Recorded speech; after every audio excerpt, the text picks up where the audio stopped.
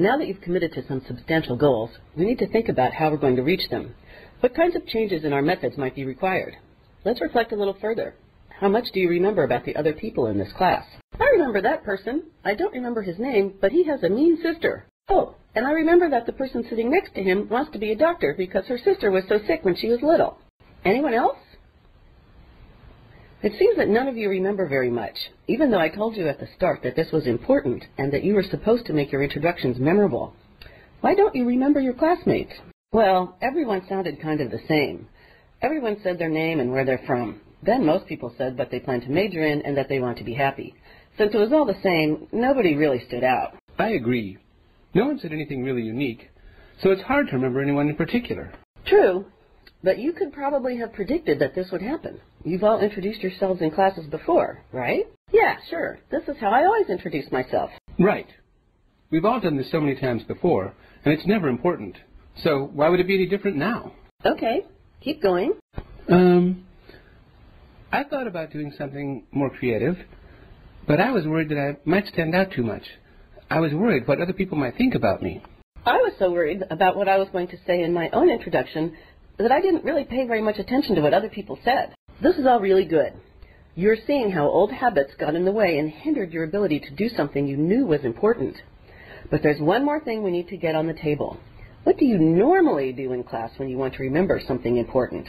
Usually if I want to remember something, I take notes. But it seemed weird to take notes on people's introduction. I mean, how strange is that? Yeah, right. It makes a twisted kind of sense. If we'd taken notes, we'd know a lot more about each other, and that might make class discussion less awkward. Excellent. These are all good reasons why you didn't remember, but let's keep going. You all just said that you are here to learn certain things, like how to think critically and how to communicate well. I provided you with instructions and an opportunity that encouraged you to do both of those things, yet you didn't do them. What can we learn from this? That our current ways of thinking won't work here? That we need to think more critically about our own habits of learning. Nice work. I hope I haven't made you feel too bad. My point was not to trick you, but to help you see that your existing approaches to learning aren't going to help you to reach your goals. I want you to see this right from the start so that we can work together on building strategies that will help you be successful right from the beginning. In the second reflection, we help students discover for themselves how their existing habits around learning hinder their ability to achieve their objectives. This is a vital step because it proves to the students that they have a real problem and a real need to change. It motivates them to think carefully about how they approach learning and makes them more open to changes in how they read, study, and behave in class. In the next class, we'll ask the students to define learning, helping them move beyond simplistic definitions revolving around knowledge and skill acquisition, Bloom's Level 1 through 3.